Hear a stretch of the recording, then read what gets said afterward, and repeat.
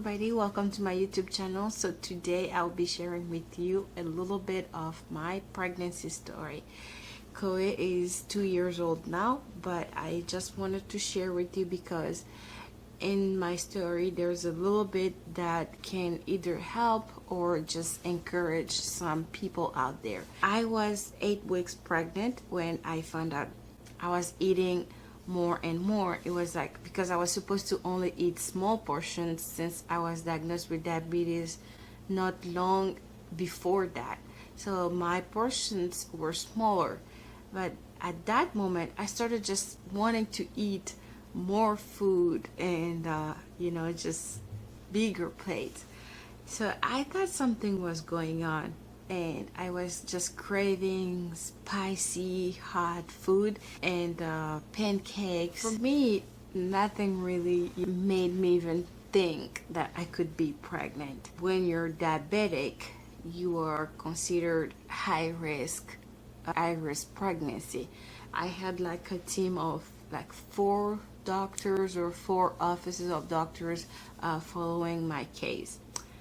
I was shocked because I never thought I would get pregnant easily. Story short, when I was 15 years old, my gynecologist told me that I will need help whenever I get to the age where I will need to conceive. And at that moment, it didn't really tell me why. It's just because I was having late periods and all that. It was hard for me to have periods like everybody else. I was having them like a year apart, months apart. So when they diagnosed me with diabetes, they diagnosed me with what's called PCOS. It's a polycystic ovary syndrome.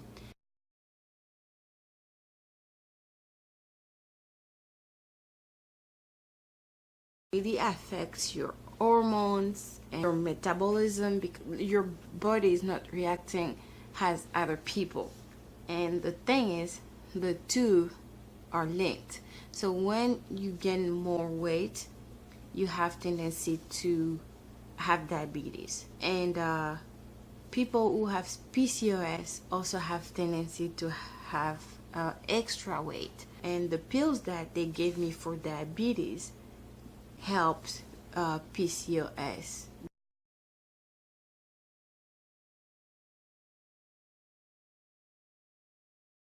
If you stay active, you eat healthy, then that will affect in a positive way your diabetes and your PCOS, and you will be able to conceive.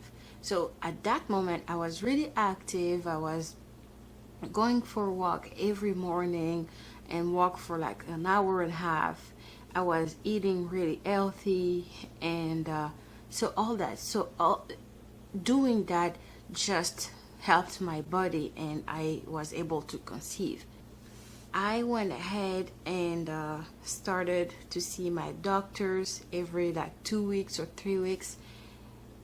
My appointments were really close together because they had to pay attention to my health issues so I don't lose the baby, since I was diabetic and I had PCOS, because those two things make you even have miscarriage easily. And it was a beautiful surprise, which is Chloe, and we're happy to have her in our lives. So we started talking about how we're gonna raise her. We started buying books on parenting and how to raise biracial kids in a country like this. What culture are we going to lean on the most? So we went through all that, trying to get ready, but you'd never get ready enough. My first trimester, second trimester went pretty well. Never had morning sickness, and I was pretty healthy. I was really healthy, but I was so sleepy that I never been in my life. So I was just, whenever I would sit, I would just fall asleep. In the third trimester, I started to be really big at the end and couldn't wash my feet, and I couldn't really sleep well because the baby was so big, and they tell you not to sleep on your back. And for me, it was harder because I sleep on my back or on my belly. So I had to only sleep on my sides, which was really, really hard, and made me have like insomnia, and I couldn't sleep well at all for the third trimester. I kept waking up because of that. I was like crying all the time for no reason, and I was like really moody, but I was getting mad only at one person, which was my sister. Even if like my family gets me mad or my husband gets me mad, I will be mad at my sister, and I'll be just like, I'll be mean with her. And I never understood why it was just her, and she was the most patient person at that moment, and I don't know why I made her life miserable. Again, I'm sorry if you're watching.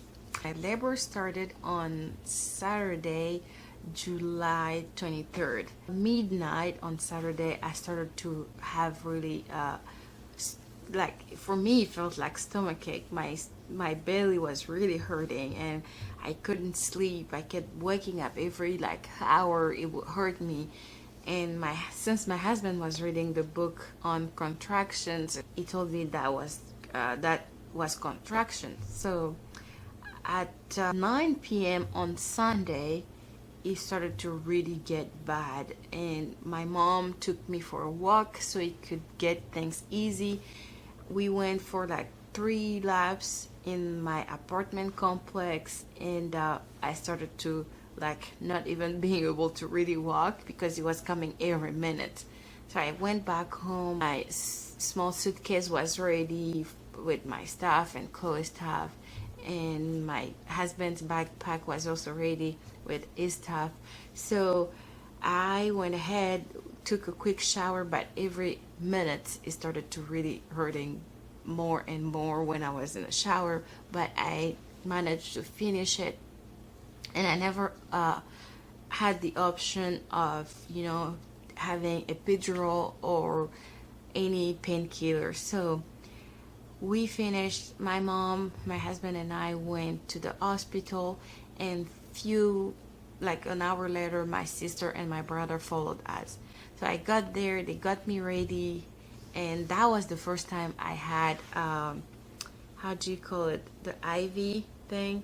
So I was really scared about how the pain was going to be, because nobody really was able to tell me, to explain to me how much it hurts or what kind of pain somebody has when, giving birth. And I thought it was crazy because no woman was able to tell me that. But which is really even more crazy is, if you ask me how is the pain, I won't be able to tell you. It's weird. I will give the same answer that people were giving me. When we got to the hospital, I was 5 centimeter dilated. You have to be like 9 to start, pushing. Nurses, my midwife came and all that. Everybody was ready. At 3:16, my baby was born, and her dad cut the umbilical cord, and we had in the room my mom, my sister, my brother, my mother-in-law. The way that people say the first time that you see your baby you fall in love? It wasn't the case for me. I started falling in love when Chloe was 3 to 6 months old. That's when I started to really get attached and really, really in love. I was like, I will do anything to protect this tiny human being. But the beginning, I was taking care of her just because she was a baby. So that was that, and it was the most scary moment because I didn't know if I was going to lose my baby, and I was afraid of doing something wrong that will probably like kill her, or I was afraid that I was going to die while pushing. It's like every kind of thought at the same time in my head, and yeah, it was a very intense moment. She was born and healthy, but she was a tiny baby. I was lucky enough when Chloe was born, my mom was here, and because back in my country, after a woman gives birth, there is always somebody from the family who goes to help the new mom with the whole transition. So mom did all the massages that they do for the baby for 40 days, and she did that for like 3 months. She helped me recoup. I didn't do everything correctly because we were here, we didn't have everything that we use back home to go back to the normal, way that you were before giving birth. Back in my country, that's what we do after having a baby. We have specific massages for the baby. We have specific food that the new mom has to eat, and we have specific food for the new mom to eat so she can produce more milk for the baby. 1 month after, she had colics, and it was really hard too because nobody was prepared for that, and there's not really much that can help babies who have colic. But since we couldn't find anything, my mom called home in Congo, and they sent us some leaves. They didn't send them from Congo, they sent them from Tanzania because we also have family there. Those leaves, when they came, after a week or two, Chloe was perfectly fine, thanks God. That was my pregnancy story. Being parent wasn't easy for us. We were a really newly married couple, but what helped us was communication. As communicating our feelings at every moment was the most important thing to do, and I suggest that you do the same if you find yourself in that kind of situation. And what I want to say before I finish is, to everybody who has PCOS or everybody who just got diagnosed, what I will tell you is, do not lose hope, because it's possible to have a baby. It's possible to have a normal life, even if you have diabetes or PCOS. So it happened to me. It happened to a lot of people before me. Then I'm 100% sure it can happen to you too. So just keep yourself healthy and keep being positive. It will happen to you. So that was the story I wanted to share with you today. Thank you so much for watching.